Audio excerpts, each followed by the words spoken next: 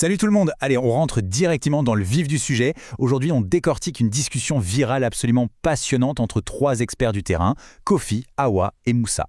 On va parler d'un concept vraiment puissant, le lancement de 10 idées de produits digitaux super rentables en Afrique, comme des CV, des templates WhatsApp ou des e-books locaux, et tout ça sans aucune galère technique. Ce qui est génial ici, c'est la façon dont ils détruisent les idées reçues pour nous montrer des opportunités qui sont littéralement sous nos yeux. C'est le genre d'analyse qui peut vraiment changer notre façon de voir le business en ligne, surtout quand on découvre comment structurer tout ça avec un outil comme Irika. Voici le programme du jour. D'abord, on va s'attaquer au fameux mythe du digital. Ensuite, on verra les services pratiques et B2B, puis comment monétiser son savoir. Après ça, on parlera du goulot d'étranglement de l'exécution et enfin la structuration avec Irika. On commence tout de suite avec la section 1, le mythe du digital. On a souvent cette fausse idée en tête. Franchement, quand on entend parler de produits digitaux ou de gagner de l'argent sur Internet, l'imaginaire collectif part tout de suite dans des trucs super complexes. On s'imagine qu'il faut absolument faire du dropshipping, du trading ou qu'il faut un niveau de codage digne de la NASA. Mais la réalité que défendent Awa et Moussa dans leur échange, elle repose sur des choses beaucoup plus terre-à-terre. De simples modèles de CV, des réponses WhatsApp préécrites, bref, des petites compétences du quotidien. Le décalage est immense. En fait, beaucoup de gens passent à côté de belles rentabilités juste parce qu'ils se font toute une montagne du mot digital. Et il y a une phrase de Moussa qui résume parfaitement ça. Ton business rentable, c'est juste quelque chose que tu sais déjà faire mieux que d'autres. C'est une façon fantastique de voir les choses, non? L'idée, ce n'est pas d'inventer la nouvelle grande technologie révolutionnaire. Pas du tout. C'est de repérer une compétence qu'on a déjà, même si elle nous paraît ultra basique, et d'en faire un produit. C'est exactement cette mentalité qui ouvre la porte aux vraies idées concrètes. Ce qui nous amène à la section 2, les services pratiques et le B2B. Là, on rentre dans le dur avec une première grosse catégorie de 5 idées qui ciblent les professionnels. Ce sont des solutions qui répondent à de vrais besoins locaux. Premièrement, les packs de CV. Comme le dit l'un d'eux en rigolant dans la discussion d'origine, certains CV ressemblent à des lettres au Père Noël. Vendre un modèle bien optimisé, c'est littéralement vendre une meilleure chance de trouver un job. Deuxièmement, les templates WhatsApp. Pour les vendeurs qui mettent des heures à répondre à leurs clients, un catalogue ou des messages automatiques, c'est de l'or. Ensuite, on a les designs Canva, parfaits pour éviter les affiches promotionnelles catastrophiques. On trouve aussi les contrats juridiques simplifiés pour ceux qui signent sans comprendre, et enfin les scripts vocaux pro. Chaque idée ici, c'est la solution à une frustration de tous les jours. Ce qui nous amène à cette observation de Moussa, ça fait sourire, mais c'est tellement vrai sur le fond, Canva nourrit des familles. C'est une excellente façon de rappeler qu'avoir de petites bases en design sur des outils gratuits, ça peut littéralement sauver l'image d'une petite boîte et donc générer un vrai revenu. Il ne faut jamais sous-estimer la valeur d'une présentation claire. On enchaîne avec la section 3, comment monétiser le savoir.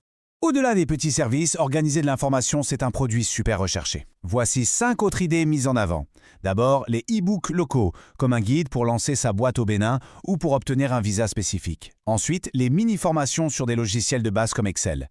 Il y a aussi les planeurs de budget, indispensables pour éviter que tout l'argent passe dans des livraisons de repas comme ils s'en amusent dans l'échange.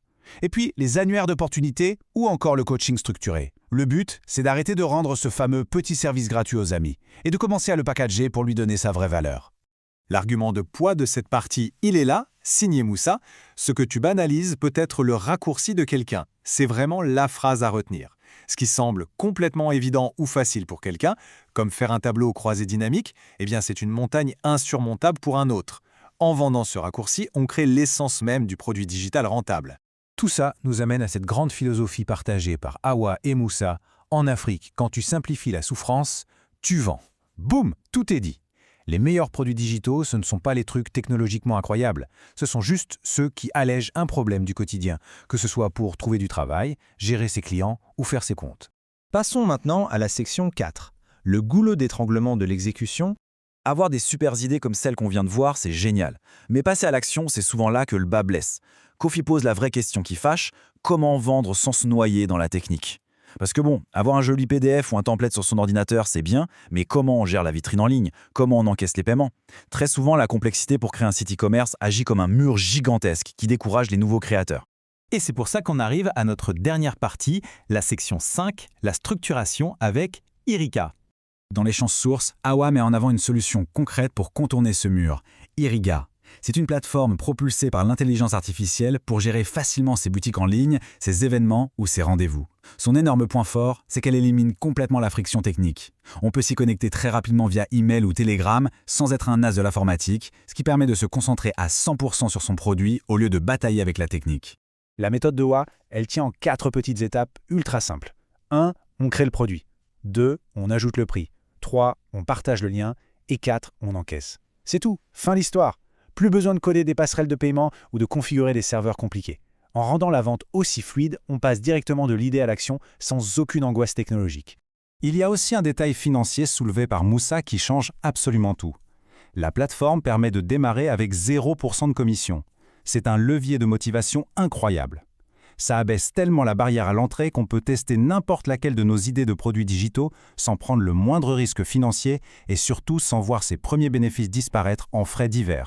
Nous voilà la grande conclusion de cette analyse. En Afrique, beaucoup de business ne meurent pas faute d'idées, ils meurent faute de structure. C'est vraiment la grosse leçon à retenir aujourd'hui. Des idées, qu'il s'agisse de modèles de contrat, de CV ou de guides, on en trouve partout. Mais sans un bon emballage et sans un système pour vendre facilement, ça ne sert à rien. Une bonne structure, c'est infiniment plus vital qu'une idée complexe.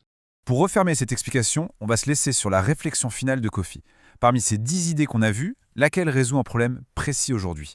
Au lieu de chercher une idée de génie, demandons-nous quelle petite friction du quotidien on peut simplifier tout de suite. Laquelle de ces solutions pourrait être lancée là, maintenant, pour aider les autres tout en bâtissant une activité rentable ? C'est une vraie bonne question pour passer à l'action.